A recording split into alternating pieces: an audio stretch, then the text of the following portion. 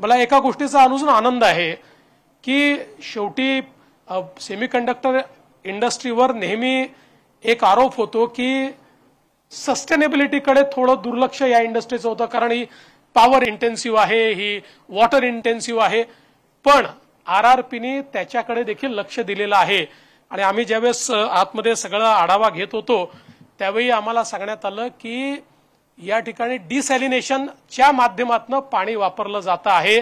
त्यामुळे पाण्याचा कमीत कमी म्हणजे जो ऑप्टिमम वापर आहे आणि जो रियूज आहे तो करण्याची व्यवस्था देखील या ठिकाणी झालेली आहे. आणि मला विश्वास आहे की आज भारतामध्ये आणि महाराष्ट्रामध्ये आपण विशेषतः पॉवर सेक्टरमध्ये ज्या प्रकारे रिन्युएबलचा वापर करतोय त्यामुळे या इंडस्ट्रीवर थोडा जो एक सस्टेनेबिलिटीच्या संदर्भात एक आरोप व्हायचा तोही आता दूर व्हायला लागलाय किंवा झालेला आहे. आणि त्याच्याकडे आपण हे सगळं तयार करताना विशेष लक्ष दिलं हे राजेंद्रजी अत्यंत महत्वाचं आहे. आणि म्हणून आपलं मी मनापासून अभिनंदन करतो. आजचा दिवस हा देशाच्या आणि महाराष्ट्राच्या इतिहासात सुवर्ण अक्षराने लिहिण्यासारखा दिवस आहे असं मी या ठिकाणी निश्चितपणे म्हणेन.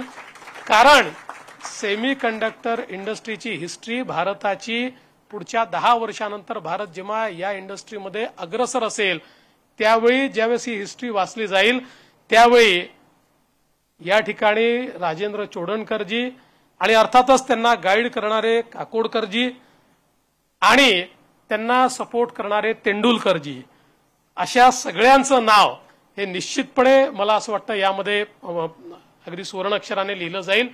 मी आज आरआरपी परिवार या ठिकाणी जे सगळे लोक ही एक टीम आहे, ही जी टीम सगळं हे काम करते आहे या टीमचं मनापासून अभिनंदन करतो. आपल्याला शुभेच्छा देतो आणि 2026च्या त्या दिवसाची वाट पाहतोय. त्या दिवशी देखील आम्हालाच बोलवा, म्हणजे आमच्या मुख्यमंत्र्यांच्या नेतृत्वात आम्हीच असणार आहे, आम्हाला काही शंका नाही आहे. पण त्याही वेळी 2026 मध्ये देशातली पहिली चिप ही ज्यावेळेस तुम्ही डेडिकेट कराल त्यावेळेस आम्हालाच बोलवा. अशा प्रकारचं आमचं ऍडव्हान्स बुकिंग तुमच्या मनात असो का नसो आम्ही आमचं ऍडव्हान्स बुकिंग या ठिकाणी करतो.